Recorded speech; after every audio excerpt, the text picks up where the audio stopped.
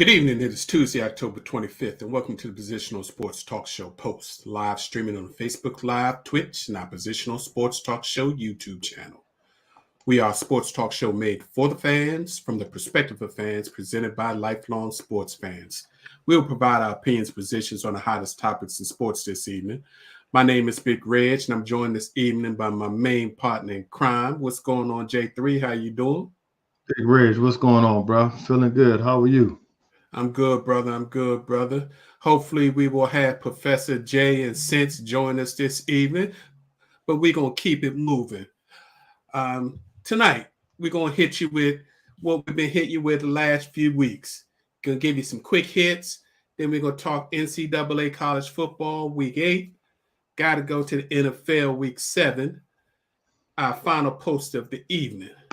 And as always, we appreciate you tuning in. So please sit back, relax, and enjoy Post on the Positional Sports Talk Show channel. Man, in the WNBA, there was a big shock that happened this week. Head coach Curt Miller leaves the WNBA runner-up Connecticut Sun to take the same position and become the head coach for the WNBA LA Sparks. I'm just saying, something smells there. What's that all about? You had your team in the playoffs.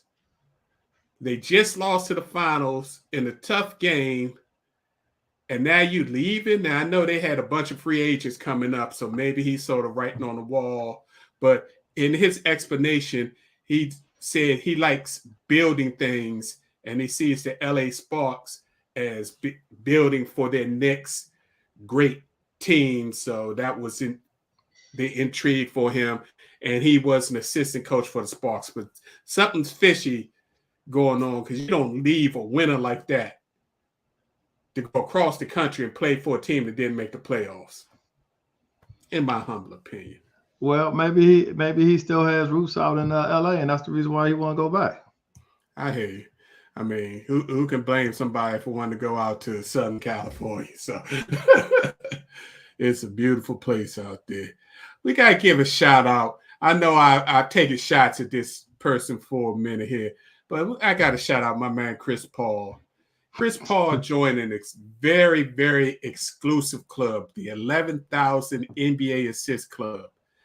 He becomes only the third player in NBA history to be in this club, joining John Stockton, who leads it with 15,806 assists in his 20-year career, and the great Jason Kidd, who amassed 12,091 assists.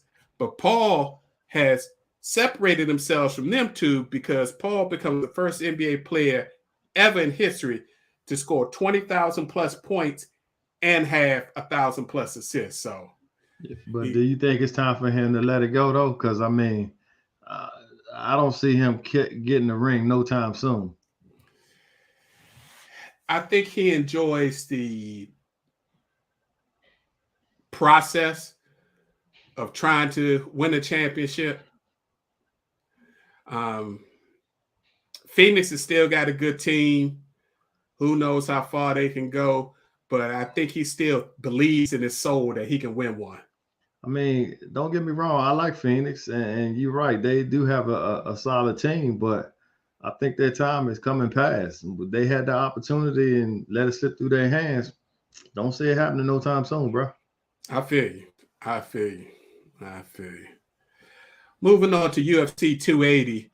280 featured two championship matches. In the co-main event, bantamweight champion Aljamain Sterling defeated former champion TJ Dillashaw by second-round submission. Now, technically, Sterling won the fight, and it was classified as a knockout by punches. But what really happened is Dillashaw dislocated his left shoulder in the first round. They popped it back into place in between rounds, and then it popped out again in the second round. So he was in excruciating pain.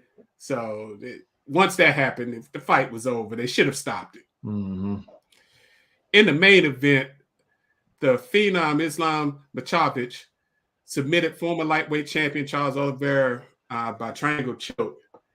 Now, this win was the manifestation of deceased trainer Abdullah Nurmagomedov, who's the father and trainer of former undisputed and pound-for-pound #1 lightweight champion Khabib Nurmagomedov. Prior to his passing, which he did from COVID, which is sad, he predicted that when his son retired, because they always said that his son was not going to be in the UFC for long, and he told his mother that he was only going to fight 30 fights.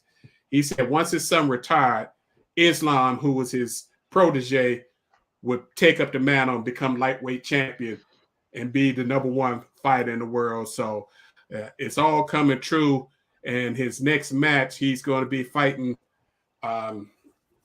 the title champion, Alexander Volkanovski, who's one division below, who's currently rated as the #1 pound-for-pound fighter. He's coming up in weight to challenge for the lightweight championship and for the #1 pound-for-pound title. So that should be an interesting fight that's going to happen in 2023. But the match of the night was a fight that actually ended in a little controversy. Sugar Sean O'Malley was fighting former champion Peter Yan, and the match ended in a split decision with O'Malley winning on 2 cards, 29-28, and Yan winning on the other by the same score. And this becomes the difference in how you view UFC, because it was clear that O'Malley landed the more significant strikes with his hands and hurt Yan several times with punches and elbows and all that. But Yan used his wrestling and grappling and took O'Malley down to the mat multiple times. So it's that old, if you're more of a wrestling-based person, you think takedowns should be considered almost as much as a knockdown. And I don't see it that way, especially if you're not doing damage when you're taking a guy down. So it was interesting. One thing it does, though, it screams for a rematch because it was a close match. But Sean O'Malley has come from fighting in the Contender Series, trying to just get noticed, to he'll probably be fighting for a title very shortly. So congratulations. Make it worthwhile. Yeah, man, this MLB playoffs has been, nobody could predict what's going on. The run the Phillies have gone on. And folks, I think I told you a couple weeks ago, the Phillies fired their manager halfway through the season because they were underperforming with all the talent they had. So they just got an interim manager who I believe finally got promoted and said he was going to get the full-time gig. But they went from that to taking on the vaunted New York Mets, who had this 2 big pitching aces at the top of the rotation, took them out in the wild card series. They followed that up by going with the best team in the NL, the Atlanta Braves, the defending champions, and take them out. Then they take out the San Diego Padres in 5 games, 4-1. I mean, the Phillies, I think that just might be a little, destined. This might be the year. And then, of course, it ended with Bryce Harper hitting a 2-run home run in the final game that ended. So. Of course. And where did he come from? Yeah. Exactly. Harper was named the National League MVP of the series. He had some big hits and all that. So shout out to the Philadelphia Phillies for making it to the World Series. I know your household is happy, Professor J, with that Philly love. Yeah, that's why I had to represent. Plus, I'm a Bryce Harper fan to the day I die. Sad that he left the Nationals, but glad he's getting his shot at getting a World Series title. And I can't stand the Astros, so I hope they can get it done because they are heavy favorites. But yeah, good shout out to Bryce Harper and the Phillies for finally reaching one. Could this be Phillies' year for actually winning major league sports? Because, I mean, baseball, then you got football. What about basketball? We're going to get into basketball a little later because it's early in basketball, so I don't want to make any judgments on basketball yet. because right now they struggling, but it's early. It's early. So we'll see. But football and baseball, they looking good. Maybe they'll do like Georgia did last year. Georgia won the NCAA championship in football and then won Major League Baseball World Series. So maybe Philly can do it in baseball, and then the way them Eagles are playing, who knows? And as Professor J mentioned, the Houston Astros did what they've been doing all playoffs. The Houston Astros, fellas, are 7-0 in these year's playoffs. They swept the Yankees 4-0 after sweeping their previous opponent. They haven't lost a game in the playoffs, and they look very formidable. And you know how they're doing it? The opposite of how the Yankees were.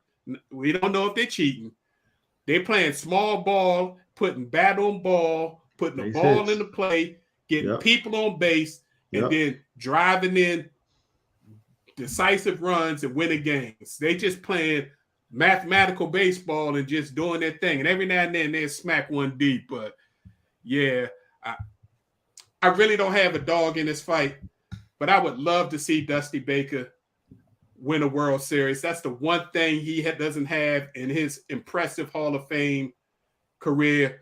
But I wouldn't be mad if the Phillies win as well. So yeah, that's the only thing I could agree with, because I feel like the Nationals cheated him out of achieving that here.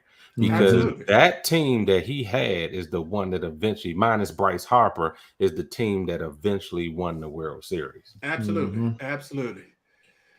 Yeah, Dusty's always been, let's bring Dusty in to fix stuff. And then when the team gets real good, right.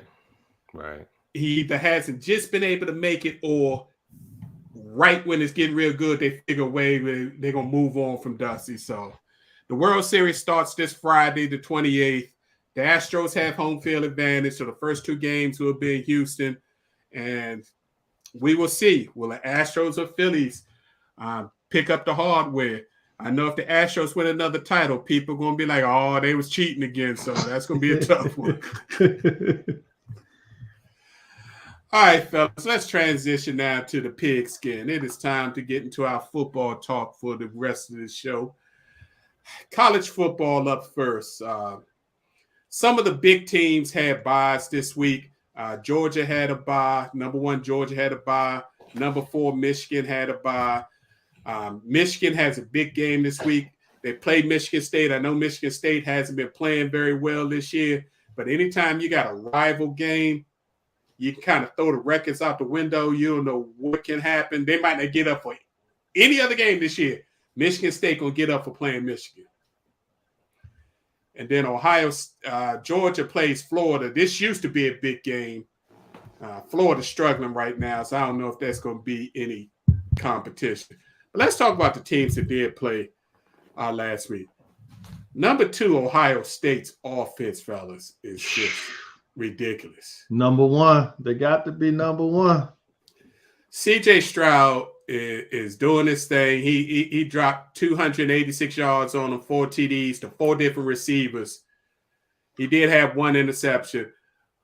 But they're playing without their best wide receiver, arguably, at least the one who came in the year, rated the best and a first-round NFL choice, and their number 1 running back, and they still putting up almost 50 points a game. So they're going to be difficult to deal with. The question is, can they deal with a physical team that can score, not as well as them, but still can score, but can be physical and make them have to work? Time will tell, bro. Time will tell. And the clock is ticking. Yeah, the way that game started, I thought it was going to be a little bit better than it ended up being, because they started off a little slow, but then they got it in the high gear. Yeah, Iowa has – I don't know how that coach keeps his job, because they play the most boring football offensively that I've seen for over a decade. But they end up playing just enough defense that they can beat half the teams in the Big Ten. So I guess that's how he keeps his job. Number 3, Tennessee did what they were supposed to do. They were playing FCS team, UT Martin, which is a lower division. They ran it up. It was 65-24 24. They put up 52 points in the first half and then start Good pulling Lord. players. Woof. Hayden Hooker has really, really improved his draft stock and is going to get some serious mention for Heisman talk. I wouldn't be surprised if he makes it to New York in less than a half of work. He put up 276 yards, 3 TDs, no interceptions before he went to the bench. Nice. And Jalen Hyatt, the guy who torched Alabama last week, came back with 7 more catches for 174 yards and 2 more TDs. So nice. He making money. Yeah, basically. Yeah. He's printing money. The question is, where is he going to end up when he gets drafted? Because he's definitely going to get drafted. Oh yeah. The way he playing now, he's looking like a first rounder for sure. And coming into the season, he was a mid-round prospect. Did either of y'all have an opportunity to watch the Clemson game? Yeah. Yes. I watched it. Mm-hmm. Yeah. Syracuse Clemson got some egg, problems, man. Yeah. Yep. Syracuse should have had that game, man. Yep. If Syracuse had a couple of more horses on that squad that knew how to close, they should have, like you said, they should have won that game. But we've been criticizing DJ since he became the starter. He just don't have it. I mean, when you falling behind Lawrence and then Watson, I mean, I know that's a high bar because maybe he's better than we think he is. But when you follow those 2 quarterbacks at Clemson, he just don't have it. But you also got to look at the other side of the ball too, Professor J. The defense got to stop somebody. That's true. But So, he looks pretty bad as a quarterback. Maybe they'll convert him to something, but because he's an athlete, but I don't know. And then you also got to take into consideration the drop balls that they had, because he threw some nice passes. Joker just didn't catch it. I think he feels the pressure of knowing the history of what Dabo would do it at Clemson with the supposed established quarterback, but you got this 5-star big-time freshman recruit on the bench behind you. So I think DJ is in a tough position. They say he's going to start the next game, but once you pull him once, it's a lot easier to pull him a second time. Man, if he can't handle that pressure, I don't know what he would do in the NFL, because the most popular guy on the team is the backup quarterback for most people. And if he can't handle that pressure behind him, man. Well, all I can tell you is he better start producing, or like you said, step up or step off to the side. Yeah, because in big-time football, there's 4 and 5 stars sitting behind you at all times. So yep, that's just the nature of the beast.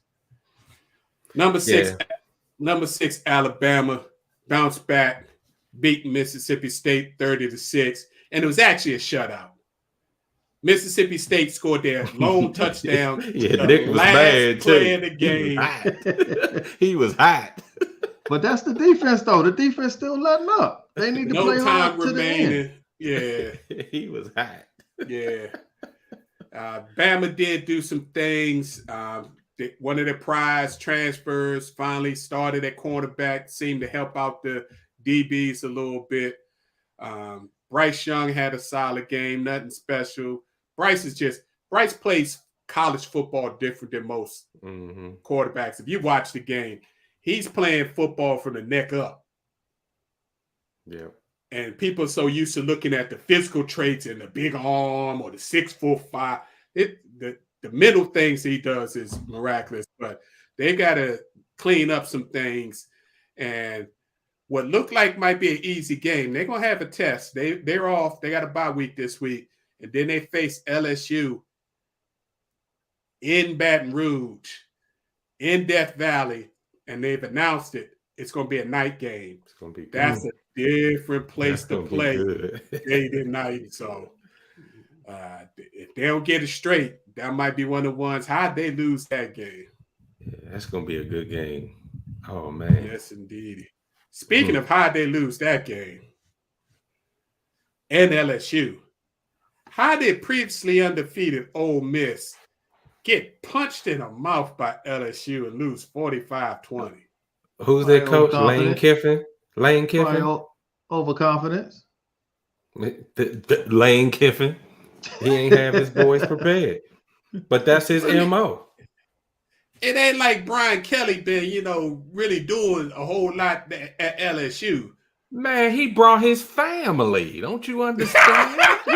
He got his boys ready to play. That was the difference right there. I'm telling you, that was the difference. One thing I can say, the biggest benefactor has been transfer quarterback Jaden Daniels, who came from Arizona. He had when I say monster game, this dude went 21 for 28, 248 yards, 2 TDs. Mm. Then he ran the ball 23 times for $121 and 3 more TDs. That's crazy. That's crazy. Wow. That's the part. That part there. 23. He was having his way.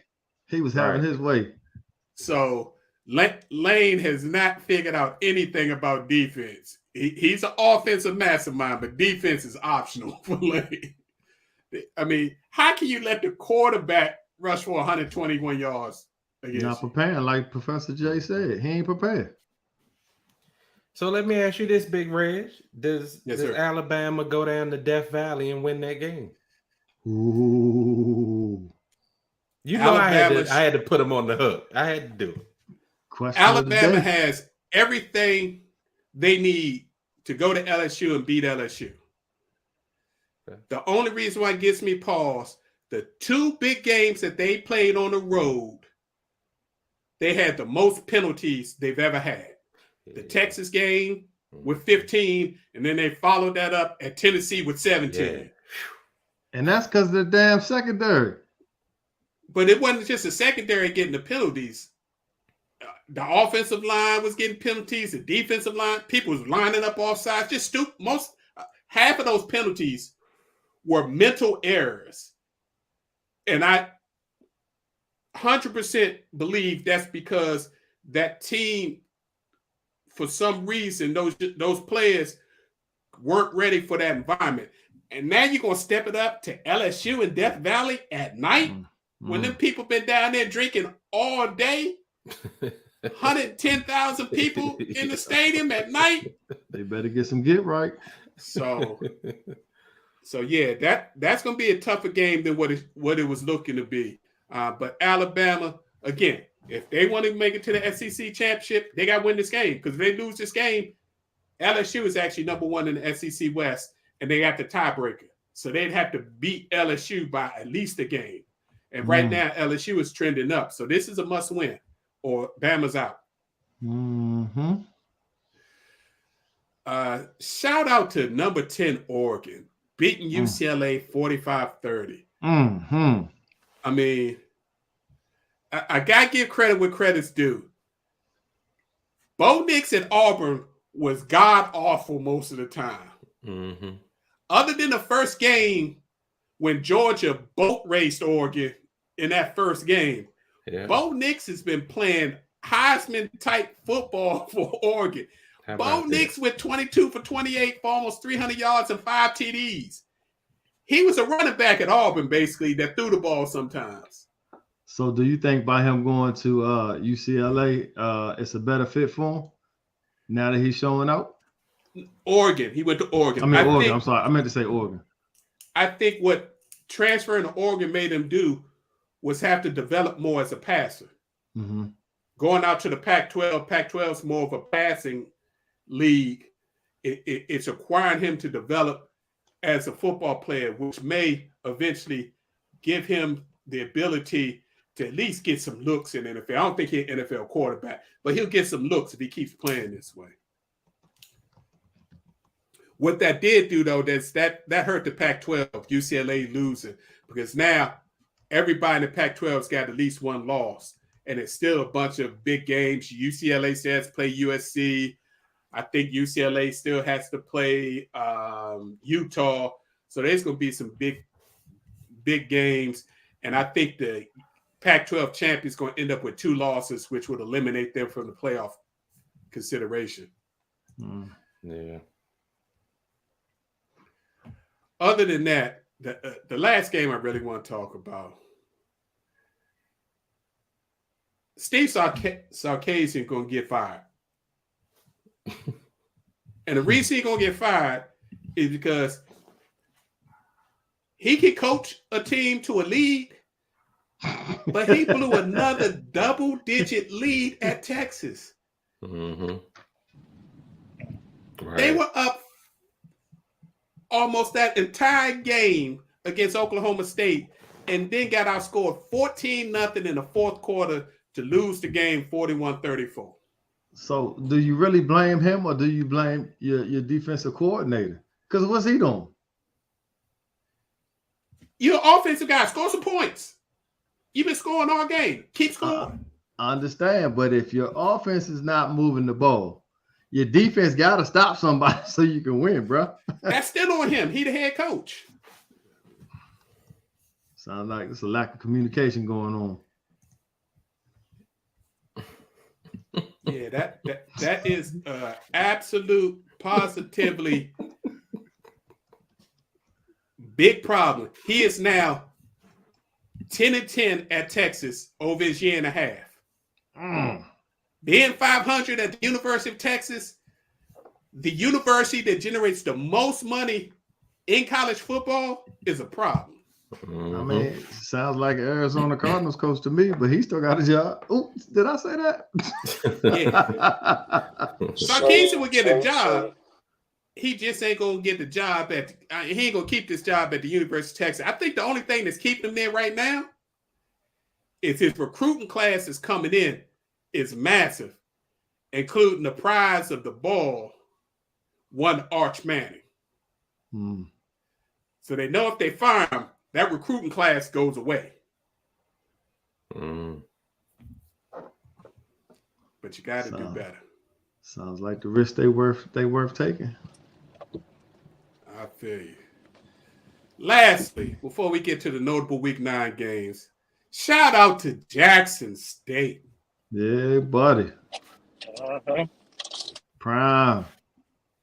Coach Prime is doing his thing. And Coach Prime is actually flipping this script. Jackson State beat Campbell 22-14 for their homecoming. Campbell University is a predominantly white institution. Usually HBCUs go to predominantly white institutions to be their homecoming victim. Coach Prime bringing predominantly white institutions in for homecoming. I mean, come on now. That's gutsy. Oh, yeah. Yeah. And not only that, you got College Game Day to host the game there for next week against them in Southern. That's power. But he ain't swag. Oh, he's swag. I ain't swag. Then who is swag, baby? Who is? If I ain't swag, who is? Man, listen. Oh, in less than 2 full seasons, Coach Prime has made it that HBCU football is on ESPN3 or ESPN Plus, however you want to call it, every weekend. Before he got there, you couldn't find no HBCU football on ESPN. Only on BET. Not only that, he's promoting other schools as well. He's trying to get them to be on TV. I mean, he's definitely the ambassador of HBCUs for football. right. He's got HBCU games on NFL Network every now and then. None of that stuff would have happened without Prime. Yeah. So, Yeah, the They gonna biggest miss him game when he was goes. the Bayou Classic before that. Not Exactly. anymore. yeah, so I don't know. Let's just hope he don't go to a Power 5 like many are suspecting. Hey, if he does, I mean that's a great thing too. I'm not gonna take that away from him if that's his goal. Oh no, not saying that. It's like HBCUs are definitely gonna miss him when he does go. I don't think he's going anywhere no time soon, as long as his sons are still there. Well, his son's only going to be there for one more season. His sons can go with him, so that's not an issue. I think the only thing, I think he really wants to stay at Jackson State because I think he really sees himself helping not only Jackson, the university, but the city. But he sees himself elevating the HBCU overall. But Now, I did read an interview with him saying one issue he has is the amount of money that his assistant coaches have to take to coach at Jackson State. yeah, and to add to that, I saw the 60 Minutes interview this past Sunday. Not this past Sunday, the Sunday before. And he even said he would entertain, going to a Power 5 school if offered. Like, why wouldn't he? Like, he did complain about the funding as well. The facilities finally being upgraded, but before that, it was a long battle. But yeah, to your point, Big Reg, about the assistant coaches, being paid more and everything, like that's still an issue that he's fighting to get resolved. Yeah, because I mean, Prime is making what assistant coaches make at big time Power 5 schools. So you can only imagine what his assistants are making. But that's the economics of HBCUs. Now he's changing that. He's selling out stadiums or filling stadiums up more than they ever did. So again, he's doing his thing. It would hurt if he left after this season, but you can't blame him. He's been a coach for decades. People didn't know that. He was coaching youth football for years. So if he wants to take his coaching to the next level to see if he can win at a Power 5 with all the funding that he gets, I can't blame him. So here are the notable games for the week. One of the big ones is going to be early. Number 2, Ohio State at number 13, Penn State. I think they're going to have a whiteout for this game. It's 1:00 on your local Fox network. Professor, your team has a big one coming up because they had a bad loss. You weren't on the air, but they had a bad loss the other week. They bounced back last week, and I think they beat UNLV or somebody from Vegas. Yeah, Running Rebs. Mm-hmm. So they go Notre Dame at Syracuse. So they go into the Carrier Dome. That's a different environment to play in. Mm-hmm. And with Syracuse only having one loss, that's going to be an interesting game. But if Notre Dame can pull that off, that could be a season-changing win for them, in my opinion. And that's at noon at ABC. Yeah, they can do it. Drew Pine is coming along, and long as Tommy Rees can continue to call a more dynamic game than he has been in the past, because the defense is solid. I think they can hang with Syracuse, but that offensive game plan just got to be ready for the challenge. Yeah, I think I know they've got a QB coming in next year. I think that they really need to upgrade a QB. I think if they had a better talented QB, I think their season would look different right now. But it is. Dude, I would take Bo Nix right about now. Come on, transfer to Notre Dame. Throw 5 touchdowns. Yeah. Go back in the portal. Yeah, we told y'all about the Florida-Georgia game where it used to be called the biggest cocktail party. They don't like that anymore. That's at 3:30 this weekend at CBS. Number 9, Oklahoma State. They're trying to keep control of the Big 12. They played number 22 at Kansas State. Cincinnati, the team that snuck into the playoffs last year, they still doing their thing. They ranked number 20th. They've only had one loss. They've got their big game against UCF. And then Kentucky at Tennessee at night at 7 p.m. And then I told y'all about Michigan State at Michigan. So it's some good football for the college football people, even though there's some teams that have to buy like Alabama. You got some good games coming.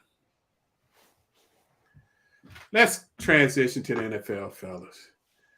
What did y'all think about the big news that jumped off Thursday with former Carolina Panthers running back Christian McCaffrey being traded to the 49ers for 4 draft picks?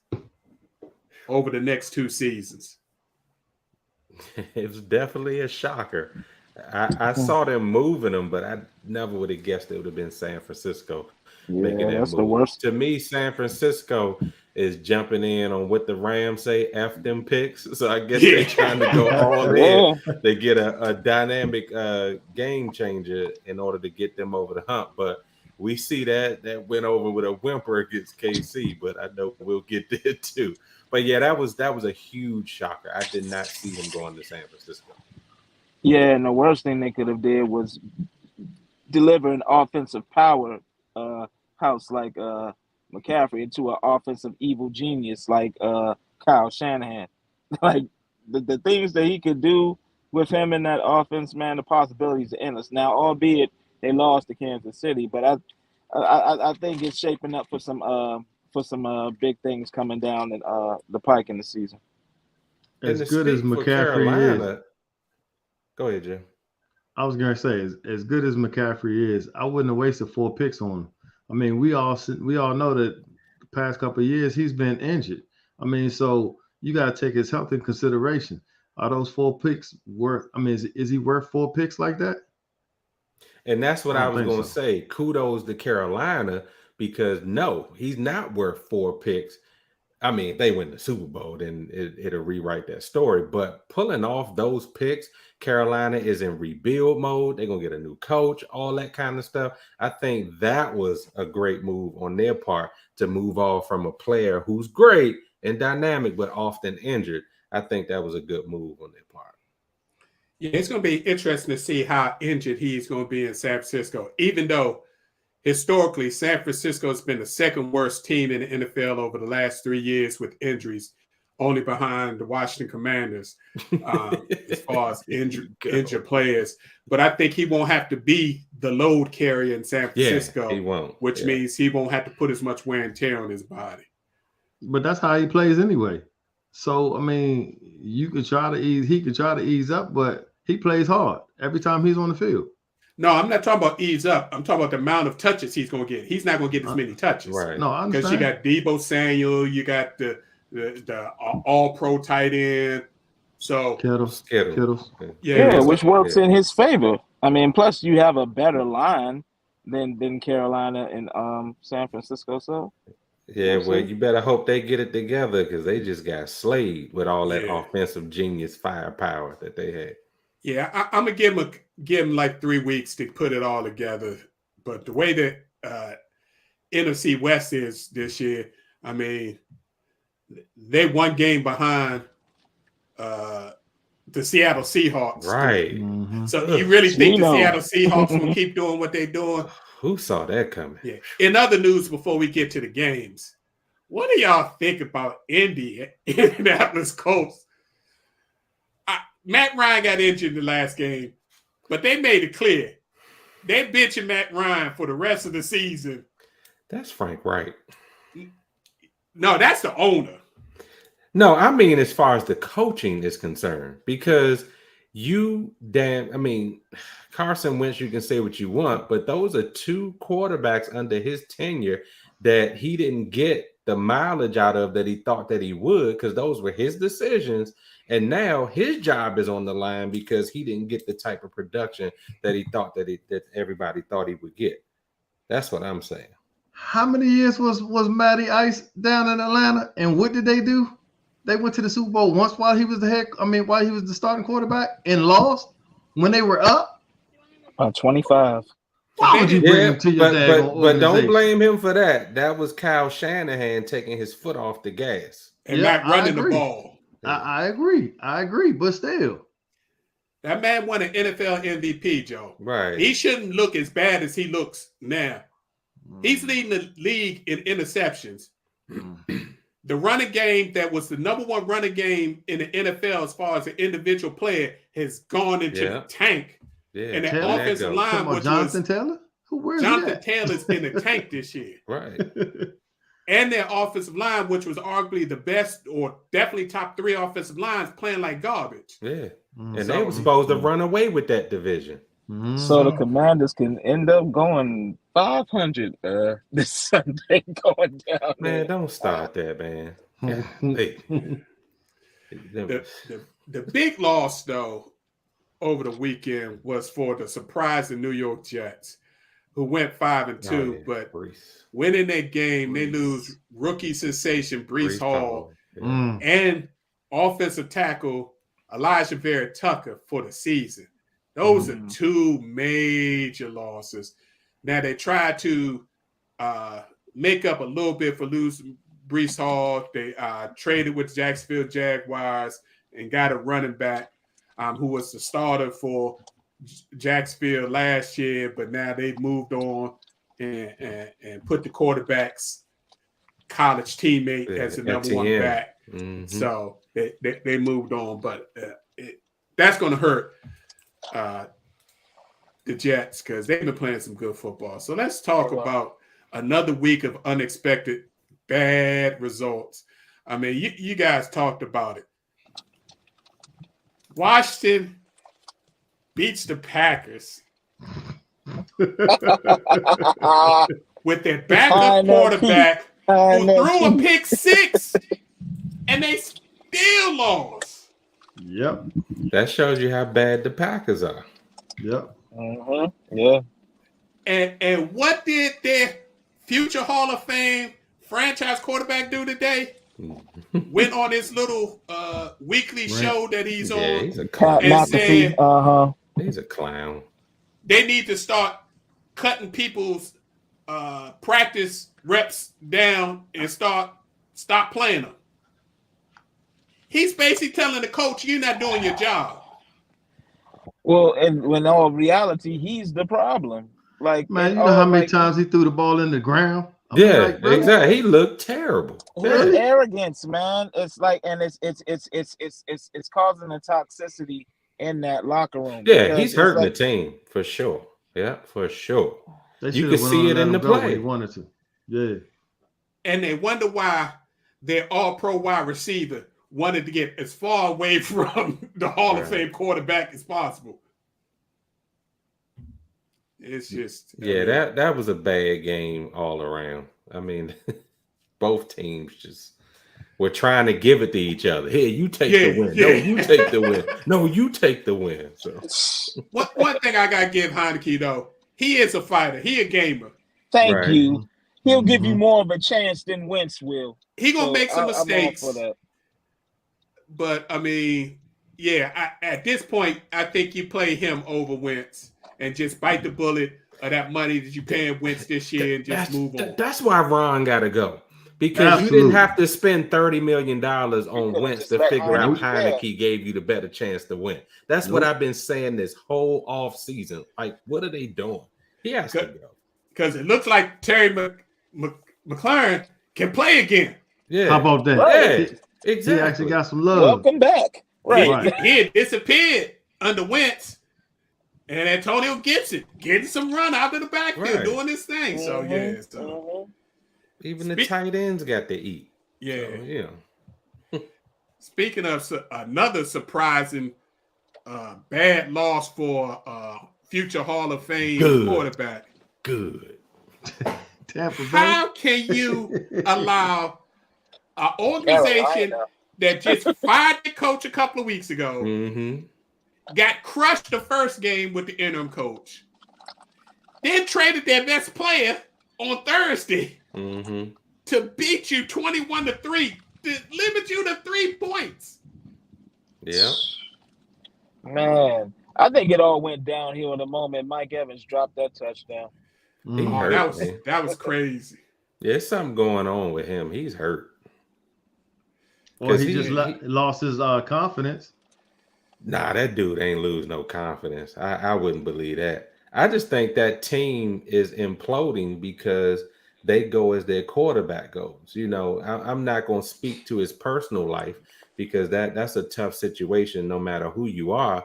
But the fact of the matter is he's not the same person that they're used to having, and it's affecting the entire team. I mean, their play on offense and defense, this doesn't look like the Tampa Bay Buccaneers that we know.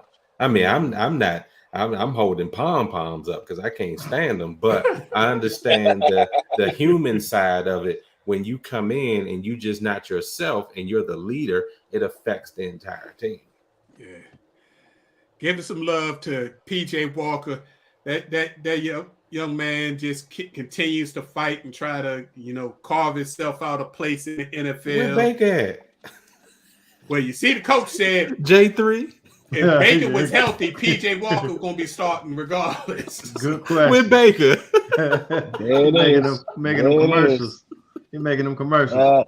Progressive ain't even hollering for him no more. So, yeah. I don't know. That is an interesting point, BJ. Did the offensive line, just say, you know what? We tired of you screaming and hollering like an idiot. Mm-hmm. Get out of here. And didn't show up. That's a possibility. But again, this affects a coach that we thought was getting a good opportunity, Todd Bowles, and now this is going to really affect him if they don't turn this around. And then how does that look for our local guy, the offensive coordinator, Ryan Leftwich? Yeah, man. He only scored 3 points against the Panthers, who got drummed the previous week. So, yeah, it's not looking good. Who's their backup quarterback? Their backup quarterback is a second-year player from University of Florida. I bet you if they gave Tom a leave of absence, that boy could probably spark something in that offense. Maybe. Well, Tom has already said he's not leaving. Where he going? His family done left. So, yeah. But speaking of dominant, Kansas City Chiefs. Lord. Y'all better recognize Patrick Mahomes. Tyreek who? Is proving to everybody that he is working on his game and he's still that dude. And if y'all think that he's not going to be able to do what he do just because Tyreek left, let me show you something. They punched the 49ers, vaunted defense, and they got all their people. Did. They got Bosa back. Number one. Yeah. And speaking of resurgences, Juju, welcome back to Juju because he was eating. Yeah, the problem was Juju was a prima donna. He, Andy Reid wasn't going to put up with all that stuff that Tomlin did in Pittsburgh. Yeah, and it took Juju a few weeks to figure out this new system. So I thought it was going to take Juju a little bit to catch on. But, yeah, you're right. He's doing this thing. Even Edwards, Hilaire, because they started the rumor that the rookie was going to get some more carries. You see, he ran harder last week. So the Chiefs are starting to roll. Now, they lost to the Bills. The Bills came to Kansas City, did thing. But the Chiefs, as they play more and more with this new system and figure out getting everybody the ball so it's just not Kelsey, I think the Chiefs are going to be a big problem. Well, that's one thing I will definitely say about your boy Patrick Mahomes. He lets everybody eat. I mean, he doesn't just look at one daggone receiver the whole game. Yeah, absolutely. Speaking about eating and letting everybody eat, Joe Burrow. Oh, my God. Man. What he did to the Falcons was embarrassing. While the score was only 35-17, it could have been a lot worse. Joe Burrow dropped 481 yards on him, 3 TDs to 3 separate receivers. Let me give you his wide receiver trio line. Tyler Boyd led the way with 8 receptions for 155 yards and a TD. Jamar Chase had 8 receptions for 130 yards and a TD. T. Higgins added 5 receptions for 93 yards, and the tight end had 6 receptions for 60 yards. Wow. Jackpot Joe. Yeah, he got his swagger back. Everybody that was writing the Bengals off early on the season because they looked bad, I think that offensive line is starting to gel because remember, they got 3 new pieces in that, and Joe Burrow is finally getting healthy and confident in his body. Because remember, he had to have an emergency appendectomy before the preseason started and training camp started. So he wasn't able to participate in any training camp or any preseason games. So he's gotten his stuff out. They getting crazy.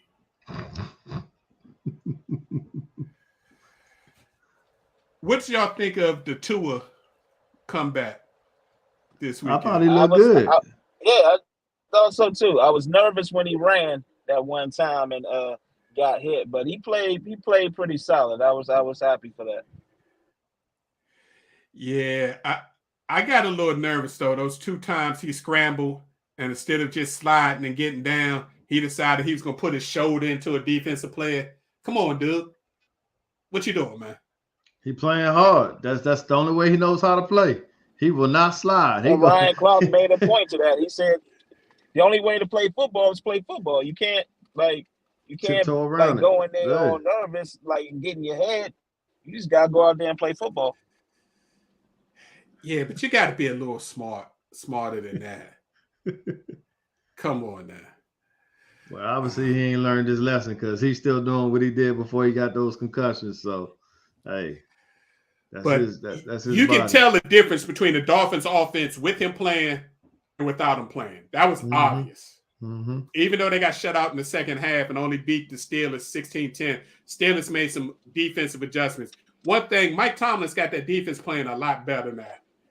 Yeah. If they get any consistent offense, the Steelers can be over 500 again. But that offense is struggling. But I'm glad Tua's back. He looked a little rusty, overthrew some passes, but good to see him make it through a game. Now we got to get to the New York portion of the game of this before we get to the big games the next week. Hey man, you gotta give props with props is due. The little people. The Giants 6-1 beat the Jags. This is their 5th fourth quarter comeback, J3. I know, man. I know. That's coaching. That's coaching. Yeah. That's a brand new first year coach who's changed the whole demeanor of that organization right away, and they don't quit. And they even got Daniel Jones looking like that they're going to have to either franchise him or sign him to a new contract before this year's over, because he actually balling a little bit. Daniel Jones rushed for 107 yards. And I was just about to say that what's saving him is his legs, because his arm ain't work, but his legs is what's saving him right now. Him and Saquon, they have a dynamic rushing attack. But that's who they want, so he ain't going nowhere. They gonna have to pay him. They better not pay Daniel Jones. Okay. And then you got that defense. Their defense is balling.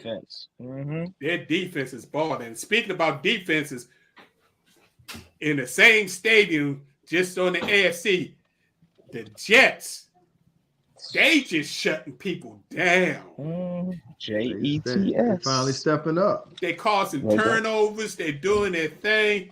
And even with the losses, they was able to beat the Broncos. We understand the Broncos are struggling. But if nobody would have said the Jets was going to be 5-2, 7 games in. Nope. I think they heard the noise. They heard the chatter. People saying they weren't going to do nothing. And man, I'm happy for Robert Saleh, man. Because you know how long coaches of color last in this league. Yeah. Lastly, I'm glad the Ravens held on, but Harbaugh, how can you keep losing double-digit leads? That's coaching again. Yep. I understand Lamar is struggling. He's trying to force some things a little bit too much. But if Lamar give you a double-digit lead, the Ravens defenses used to be able to, that was game over, shut it down, you was going to lose. So, not anymore. Yeah, they keep turning over their defensive coordinators. Them dudes go somewhere else and get jobs. And that defense just looks different almost every other year.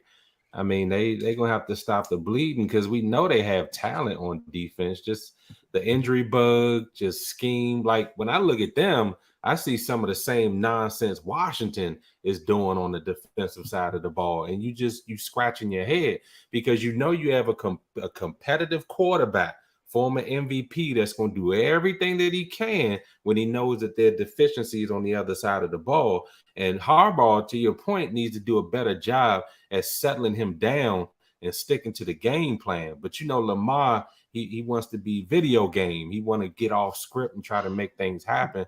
And that's when them bad interceptions and things be turning up. Yeah, they in trouble because since he coming and they keep doing what they're doing, they're in trouble. Shout out Geno Smith. We can't say arguably. Geno Smith is playing a lot better than anybody would have imagined. Round of applause. Definitely playing better than a former quarterback was playing there. And they done found something. Kenneth Walker III out of Michigan State, 23 carries, 168 yards, 2 TDs. Yep. I mean, they're playing football the way their coach really wanted to play football. Yeah. We only gonna Did throw they the get some new ball linemen? 20 to 30 people. They got a couple of new linemen. They starting Good. 2 rookie tackles. See what I'm saying? But But they how got long them- was Russ there? They got those picks because they traded Russ. And they got picks coming next year because of Russ. I know he mad as I don't know what. And BJ, I already know. Stop messing with me. We gonna talk offline. Leave me alone. And he in Denver with a coach that obviously looks like he has no clue about what's he going has on. no idea what he's doing. Lord, man. So Russ look that's terrible. interesting. It might be that mile high air. Somebody getting a little too high up there, huh? Yeah. Now you know the line he has worse than what he had last year, and then his skill players, the running backs fumbling the ball, receivers not catching. I mean, it's not just on him, and then on top of it, now he's hurt. So it's like he can't win. He can't win. Yeah, tough. All right, so some of the Week 8 intriguing games we got. Thursday night, the Ravens at the Bucks. If the Ravens can go down to Tampa Bay and catch Tampa while they hurting right now, that could be a good win. Speaking of getting hurt, if the line, to BJ's point, is really still in their feelings, man, Tom 45, but if he takes some shots, he done. Yeah. He done. Yeah. Then you got Washington at the Colts. I don't even know if I'm gonna watch that. Dub. It's a dub. You already know it's a Can dub. Washington become 500? They and should win that everybody in game. NFC They- East Washington at will win that 500 or game. better? Yeah, they should win that game. They should win that. That all depend on 500. what defense show up. Y'all better And recognize. we'll be out the pits of the NFC East. No, you're still gonna be last in the Yeah, they NFC still East. gonna be Yeah. last. No, but at least it'll be a winning conference, and we won't be the NFC least no more. Yeah. They You should got win that game. you got the Cardinals at the Vikings. Oh, real quick, Big Reg, hold on. You missed the best part of it. It ain't the teams on the field. Snyder might walk up the earth, say, and cold clock him up on that show. That's gonna be the best. I'm sorry, I part of forgot all about that. Did y'all see Colin put his head coach in check? Yeah. I've never ever seen anything like that. And the crazy thing about it, the coach shut up. Yeah. Colin's like, if I'm gonna take all this heat, I'm taking control of this situation. That lets you know they got the wrong coach. Yeah. So, but they play at the Vikings. The Vikings coming off a bye. Vikings looking good. Should be getting healthy. That's gonna be interesting to see how they play again. Captain Kirk. Steelers at the Eagles. Eagles coming off a bye. I think the Eagles. That's that Philadelphia, Pennsylvania game. So that's always interesting. But can the Eagles stay undefeated? Yeah. Sorry, BJ. Yep. They playing Steelers, man. They should. 49ers at Rams in the afternoon, 4 o'clock Ooh, game. and that's a rivalry. They don't like each other one bit. And Shanahan has had the Rams number. No matter who he had playing, he always could beat the Rams. So they got to do it. Giants at the Seahawks. That's gonna be a really good Ooh, game. Geno. Ooh, I think Geno might get off. If the Giants win this game, the Giants got a legitimate shot at getting 9-1. I'm telling you now, the Giants are making the playoffs as a wild card. They taking the L. I say Gino gonna come in there and do work. You think so? Okay. I think so. And then your Yeah, I hope evening so. game Sunday night, you got the Packers at the Bills. I think the Bills. Bills, I think the Bills Stomp. Bills. Stomp. start, closing that coffin on the Packers season. If that's the Bills case, Mafia. somebody getting fired if the Bills embarrass them.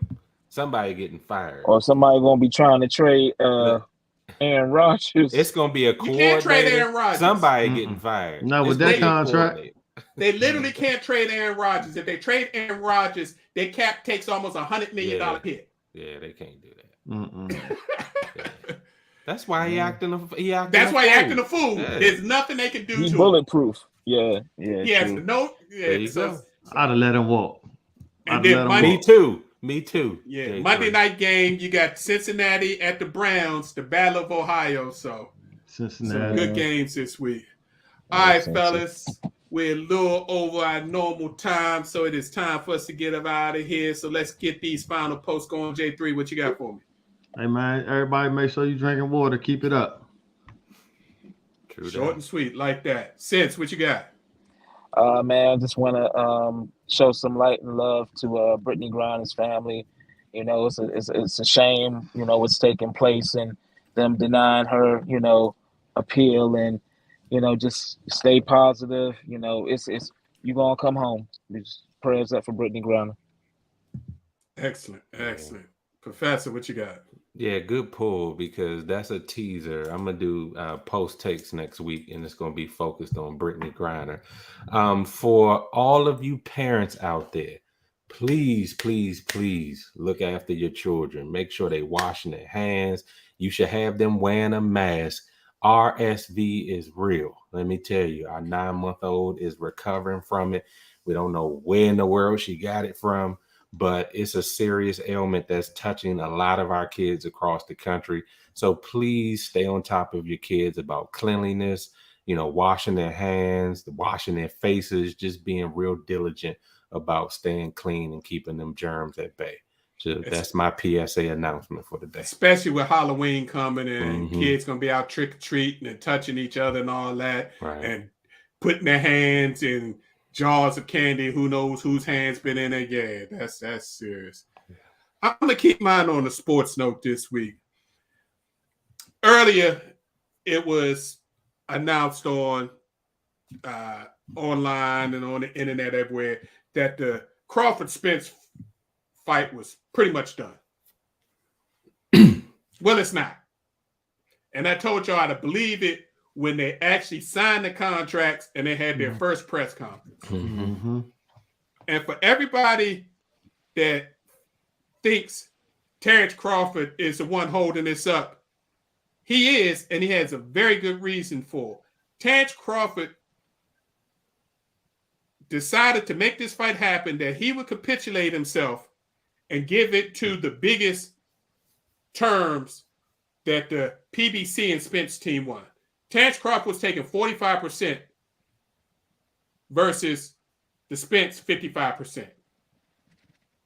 But it wasn't on the gross. He agreed to take his percentage off the net. So after all the expenses came out. But guess what PBC wouldn't do? They said they're not going to allow him to see all the books. Mm. Mhm. Now who going to do that? Yeah, that's shady right there. Yeah, That's real shady. you know it. I already think this should be a 50-50 fight. So I took 5% less to give your man more so he feels the bigger fighter. But then you say you're not going to share the books with my team so I can just verify that you're not getting me? So Right. Ooh. That's boxing. I ain't saying Spence ducking him, but somebody on PBC don't want this fight to happen. That's all I'm saying.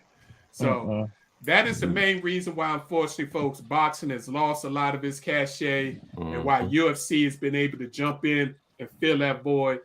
When you don't get the fights that you want to have and the fighters are doing everything possible to try to make it happen, switching organizations to make it happen, and you still want to play games, stop. Crazy. All right, folks. As usual, we'd like to thank you all for tuning in and listening. We appreciate your time and opportunity to share our positions on sports with you. Please tune in next Tuesday, 7 p.m. for our next live show. We're here each and every Tuesday at 7 p.m. You can also download this show or our previous shows via our Facebook and YouTube pages, Positions on Sports Talk Show. You can also listen to our shows on your favorite podcasting platform. Again, Positions on Sports Talk Show. If you go to any of the platforms, we greatly appreciate if you please like and subscribe. Subscriptions are free. It greatly help us. If you want to get in contact with us, Instagram and Facebook at Positions on Sports, Twitter's at Positions on SPL1. We'd love to hear from you. Please tell your families and friends and family and social media contacts about the show. If you think we're doing a good job, we'd love to hear from you. As always, have a great evening. Have a great week. Be safe out there, and we see you next week. God bless. See ya.